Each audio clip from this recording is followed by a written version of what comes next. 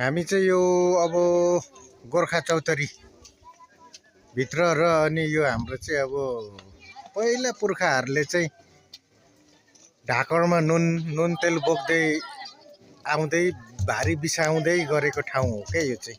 हेर्नुहोस् यसरी। अनि अहिलेको हाम्रो चुनाव चिन्ह माटो भनेको चाहिँ यही हातले बोकेको माटो हो। हेर्नुहोस्।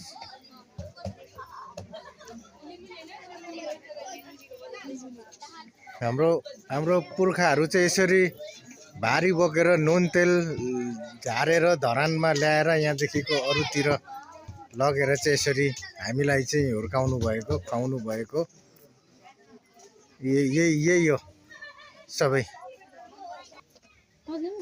कस्तो राम्रो देखिएको नानीलाई त ठ्याक्कै पुतली नै हो यो त कलर क्या।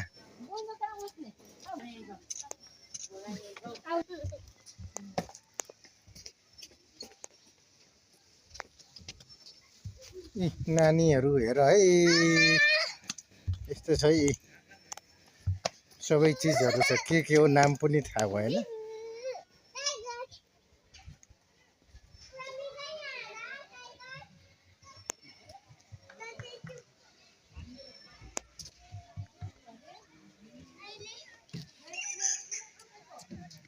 हाम्रो श्रमदाता घरको साम्पाङ चाहिँ यहाँ रहेछ हौ।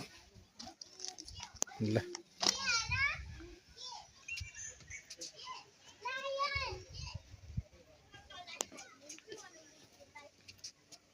श्रमदाता त यहाँ पो हुनुहुँदो रहेछ त।